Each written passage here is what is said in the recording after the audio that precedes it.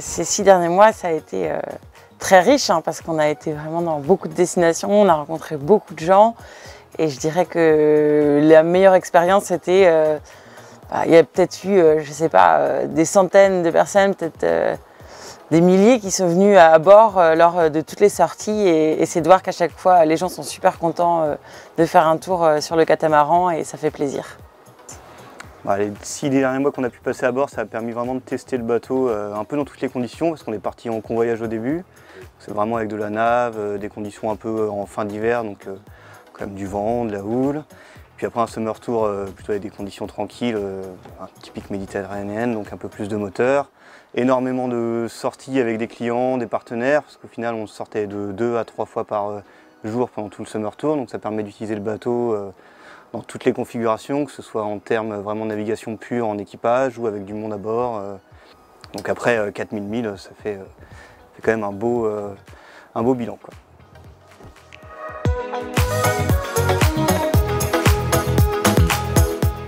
Le Lagoon 51, c'est un peu une taille intermédiaire et ce qui est assez chouette, c'est que c'est un bon bateau pour naviguer seulement à 2 parce que les manœuvres sont automatisées quand même au niveau de la grande voile. On a un winch électrique, le génois et le code 0 sont sur enrouleur électrique, ce qui permet de pouvoir ouvrir les voiles avec les 2 mains sur les 2 boutons, c'est assez pratique. Et du coup, en termes de manœuvre, on est sur une taille qui est assez confortable, tout en ayant aussi un confort aussi à bord qui est assez exceptionnel.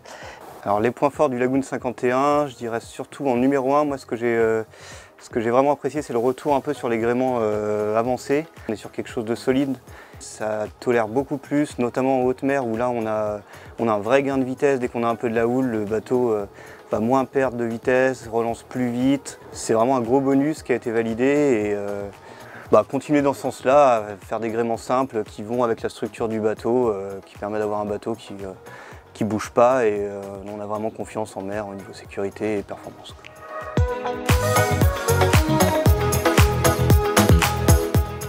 Il y a beaucoup d'innovations là sur le 51.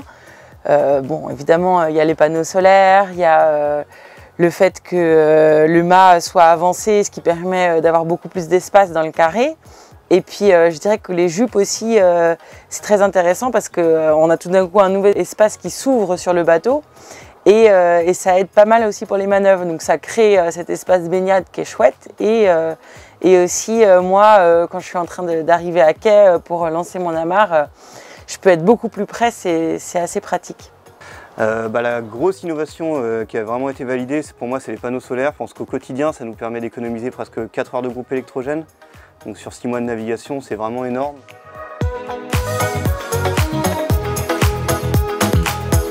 Là, on y est, le confort en navigation, c'est le flybridge. Surtout qu'en ce moment il fait chaud, donc c'est vraiment l'endroit où on a un peu d'air quand on navigue, on a une vue en 360 et on peut maintenant, grâce au nouveau flybridge beaucoup plus grand du 51, on peut s'allonger, bouquiner tout en regardant la mer, c'est top. Oui, le confort à bord, le Lagoon 51, il est toujours un peu avec cet ADN de chez Lagoon d'avoir des rangements un peu partout, des grandes pointes avant pour tout ce qui est pare-batte, défense, amarre, des gros coffres de rangement un peu partout. Sachant qu'en plus, nous, vu qu'on est en summer tour, on déplace quand même un salon avec nous. Donc on n'est pas juste avec les utilisations normales d'un bateau, on a de la décoration, du matériel en plus. Et on n'a jamais été en limite de stockage pendant tout ce summer tour, quoi. En plus, dans tout ce qui est confort à bord, ça va revenir un peu avec les questions auxquelles j'ai répondu juste avant sur les panneaux solaires. C'est vrai que pas avoir de bruit pendant 4 heures tous les jours, c'est un énorme plus.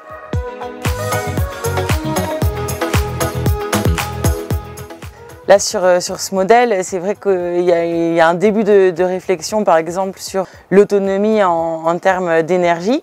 Et je trouve que c'est assez intéressant, c'est que là, on a le désalinisateur qui est en 12 volts. Et du coup, on peut, à travers l'énergie produite par le soleil, en passant par les batteries, directement faire de l'eau douce pour rincer notre pont, par exemple, ou pour pouvoir prendre des douches ou autre chose. Mais donc là, on commence à être sur quelque chose qui est intéressant en termes d'autonomie, d'écologie.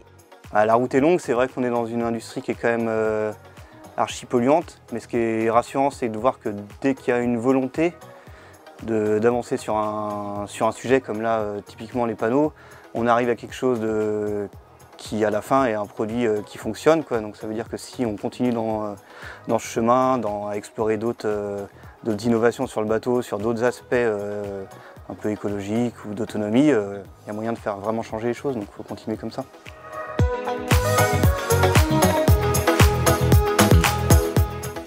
Je pense que tous les coins étaient fantastiques, mais vraiment toute cette descente d'Italie, on a pu voir les îles, s'arrêter sur certaines, faire des mouillages et voir des levées de soleil, des couchers de soleil avec à chaque fois des paysages fantastiques en arrière-plan, c'était incroyable.